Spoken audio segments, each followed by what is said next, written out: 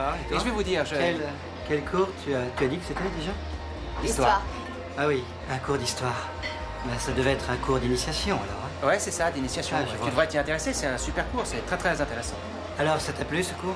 Bah enfin, pour tout dire, ça m'a paru, tu vois, un peu élémentaire. Élémentaire. Ouais. Alors ça, tu vois, j'en doute pas. Ouais.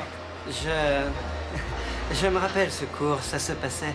C'était exactement entre la récréation et le déjeuner.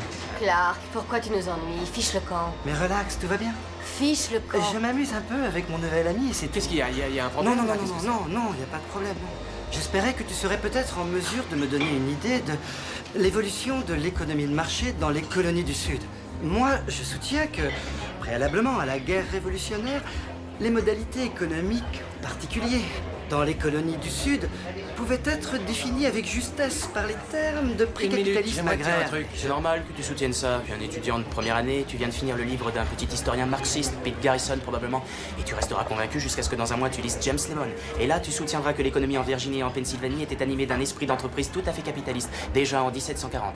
Et ça durera jusqu'à ce que l'an prochain, tu régurgites Gordon Wood et ses opinions sur la pré-révolution et son utopie et les effets bénéfiques au capital de toute mobilisation.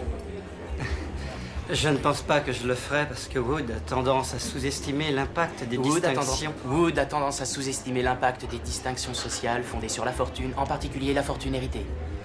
Tu as lu ça dans Vickers? Travail dans le comté des sexes, page 98.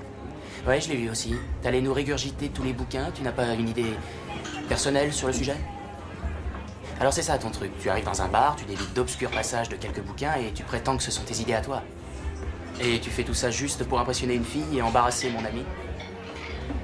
Ce qui est triste pour un type comme toi, c'est que dans 50 ans, tu vas commencer à penser par toi-même et tu vas découvrir le fait qu'il y a deux certitudes dans ta vie. Primo, t'es pas fait pour penser.